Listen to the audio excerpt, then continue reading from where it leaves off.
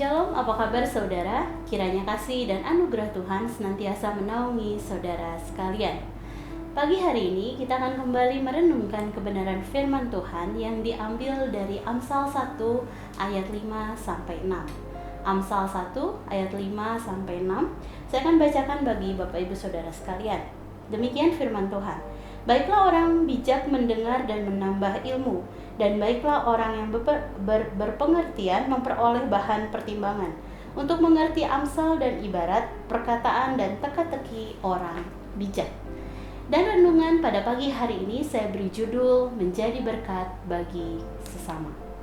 Bapak Ibu Saudara sekalian, melalui Amsal kita dapat belajar bahwa kekristenan bukanlah sebuah agama yang hanya mengutamakan gejolak perasaan atau luapan-luapan emosi di dalam suatu ibadah. Sebab di dalam Amsal kita dapat menemukan bahwa seorang Kristen juga harus menunjukkan perilaku yang baik, bijaksana, dan berpengertian. Kekristenan dapat diterima oleh akal sehingga bermanfaat untuk mengatur kehidupan manusia.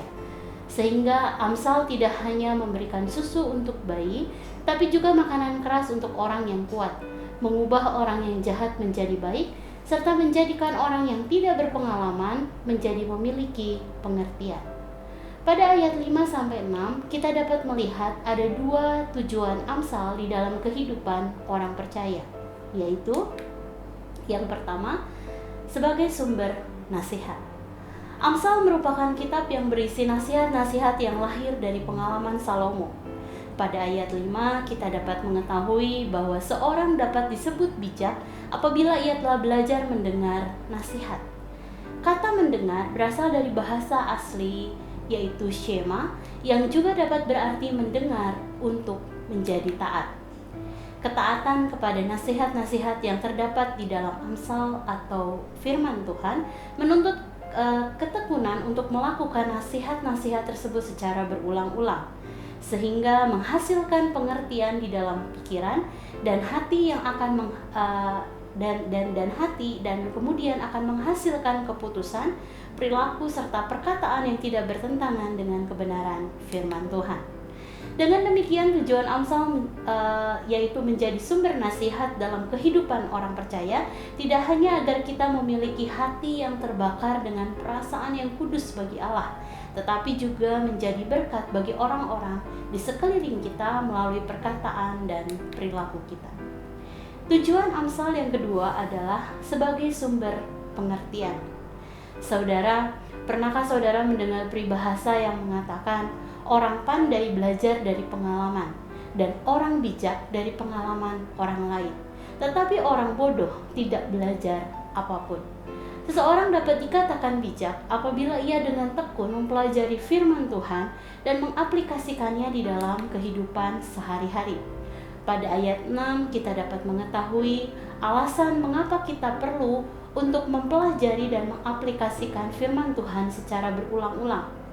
Sebab dengan melakukannya, maka kita akan memperoleh pengertian yang mendalam akan firman Tuhan, dan dengan demikian setiap kita dapat juga menjadi sumber pengertian bagi orang lain. Saudara, dengan mengetahui bahwa merenungkan Amsal akan menjadikan kita berkat bagi sesama melalui nasihat dan pengertian yang diberikannya, maka marilah kita menjadi semakin tekun di dalam merenungkan dan mengaplikasikan kebenaran-kebenaran yang terdapat di dalam firman Tuhan, agar kita bertumbuh semakin serupa dengan Kristus. Tuhan Yesus memberkati. Demikian perenungan pada pagi hari ini. Mari kita berdoa. Tuhan, terima kasih satu hari Allah tambahkan dalam kehidupan kami. Kami percaya bahwa hari ini Allah memegang kendali atas seluruh kehidupan kami. Apapun yang ingin Allah ajarkan kepada kami, di bagian manapun Allah ingin membentuk kami mau serahkan seluruh diri kami ke dalam tangan kasih-Mu.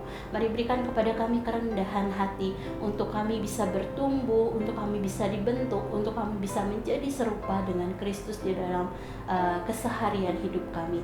Kami menserahkan setiap aktivitas kami di dalam tangan kasih-Mu, juga setiap tanggung jawab yang harus kami kerjakan. Allah tolong kami sehingga kami bisa melakukannya dengan baik. Kami menserahkan semua di dalam tangan kasih-Mu, dalam nama-Mu Tuhan Yesus kami berdoa dan bersyukur. Haleluya, amin. Selamat pagi, selamat beraktivitas. Tuhan Yesus memberkati.